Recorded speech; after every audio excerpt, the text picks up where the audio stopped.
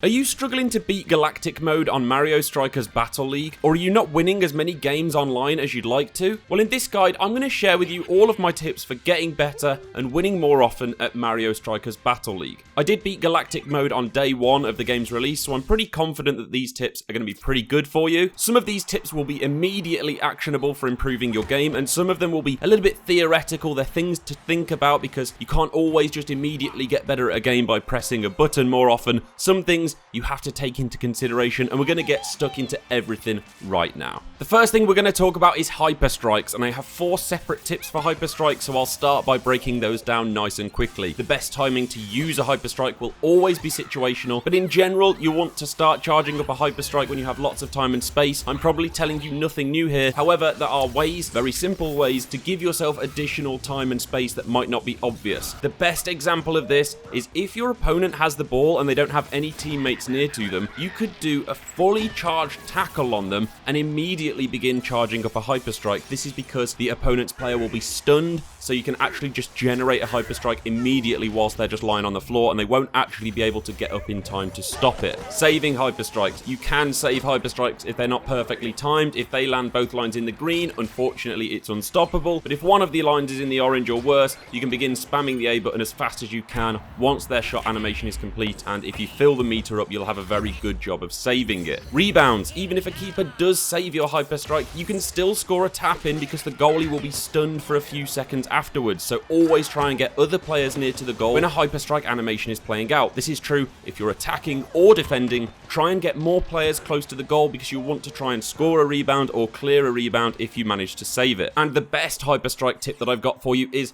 time management. If your opponent picks up a strike orb, the ball of energy that allows you to do a hyper strike, be very aware that it takes a whole 20 seconds for this to time out. This is the chance for you to rest, reset, and not rush anything.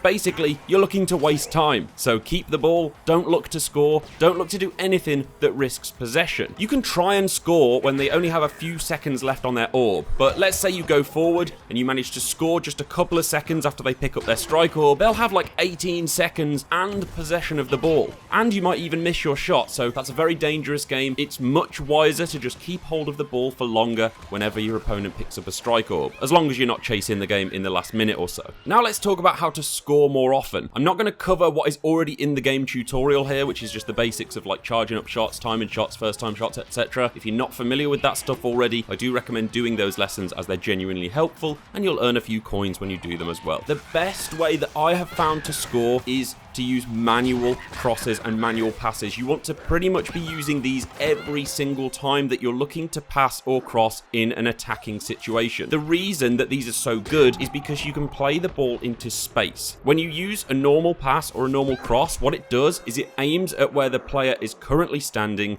at the time that you start pressing the button. But this means that your player has to kind of go backwards because they're running forwards and the pass is going to go to where they were originally standing. You want to play the pass or the cross as a through ball. You want it to go to where they are running to, not where they are running from. So if you can get used to manual crosses, you will score lots of goals. Not only this, but especially on Galactic Mode, if you don't score, your opponent will often just foul you off the ball. If you get fouled off the ball, you get item boxes for free. So it's super overpowered on Galactic Mode, especially because you either score or create a very good chance, or you get fouled and pick up items, and those items can then be used to generate better scoring opportunities on future attacks as well. Rebounds are really important, not just on hyper strikes, but rebounds in open play. I currently use a full speed Toad in my squad that has really low shooting and technique stats, but I score so many goals with Toad because they're always on the end of rebounds. Because they're so fast, I can shoot with a better shooting character and then just have Toad tapping into the open net. Rebounds, always be aware of them, always be looking to score from these opportunities. Before I move on to my favorite trick to score, I just want to say, when you are aiming at the goal,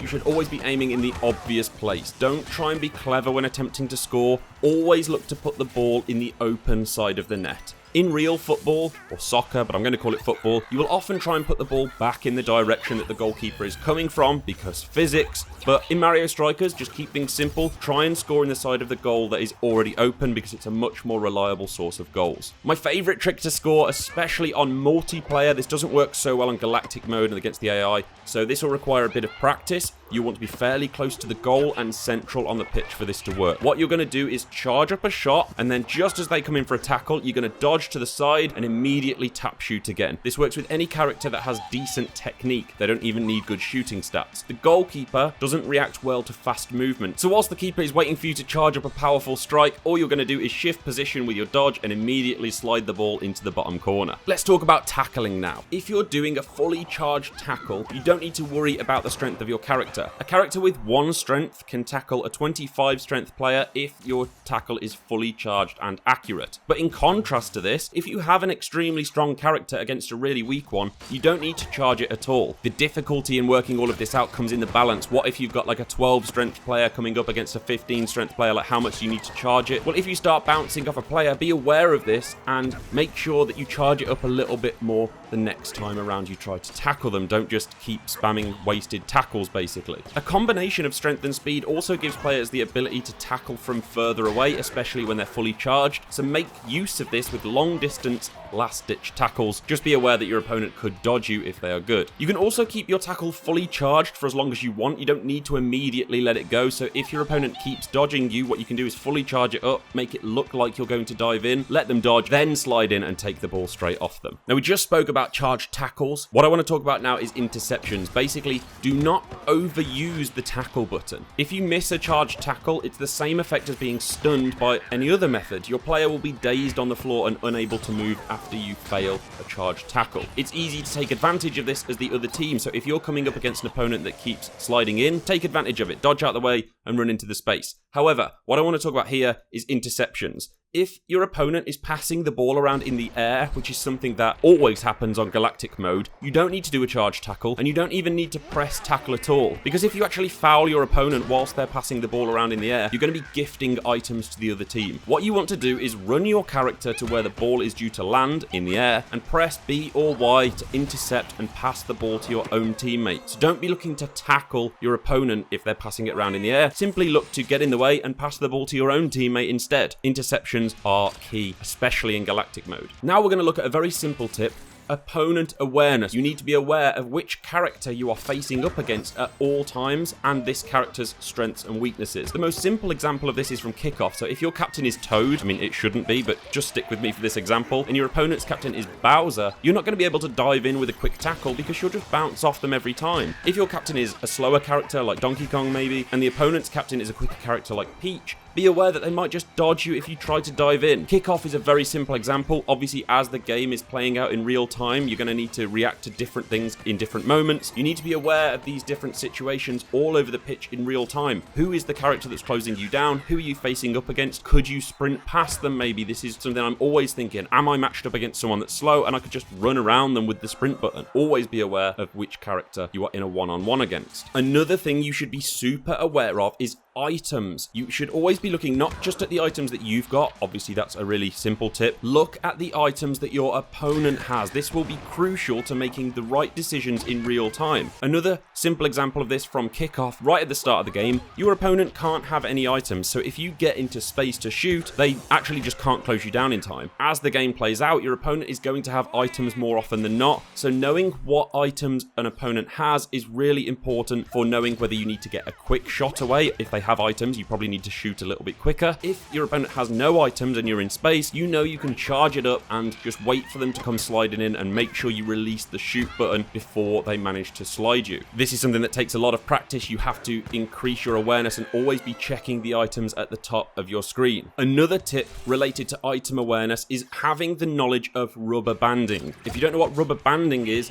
in Mario games and in a lot of Nintendo games in general, they use this concept of rubber banding. A good example of this is in Mario Kart. Most of you have played Mario Kart, I hope. If you're at the back of a race of Mario Kart, you will get better items out of boxes than if you're at the front. So if you're at the front of a race, you'll probably just get bananas to drop on people. If you're in last place, you'll get a rocket that propels you from 12th place up to like 5th place or 6th place, or you can shrink everyone on the racetrack. This is the concept of rubber banding, right? It basically rewards the worst players. It levels the playing field, so to speak. Rubber banding is in Mario Strikers. It's not super overpowered like it is in Mario Kart. If you are 2 goals or more down, 2 item boxes will be dropped into your half at your kickoff. What does this mean? Well, it means if you are 2 goals or more in front, you know that your opponent is immediately going to have access to 2 items that they can use on you. So if you're 2 goals in front and you're in your opponent's half and you're trying to get a shot away, you probably don't even need to glance at the items. You know they're going to have something to use. You're going to need to get your shots away quicker. The last thing I'll say about this is you should be aware of the items that your opponent is using. If you know they have a red shell and a green shell, and on screen you've seen a red shell and a green shell be thrown at you, you know they've probably got no items left. Take that into consideration when you're on your next attack. The final tip I'll give is sprint whenever possible, but don't overuse it. You don't want to be sprinting at all times. Only sprint when you've got the ball and you've got a large amount of space to run into with a fast player. Also, if you're going to use a dodge, you can throw in analog dodges every now and again. This is better to use than the dodge by using the R button. Use the analog stick. This will allow you to retain full control of your intended direction of travel with the left analog stick, whilst giving you the ability to dodge in any direction you want by flicking the right stick. However, if you're looking to beat Galactic Mode, you don't need analog dodging. What I would say, if you're looking to beat Galactic Mode, focus on those manual passes, focus on item awareness, opponent awareness, and make sure you're using the best team you possibly can as well. If you're looking for the best team, the best characters to use, and the best gear, I'm putting another video that I've already recorded on screen for you right now. Check it out on the channel. I hope this video has helped. Hit the like button if it has, and I'll see you in another video.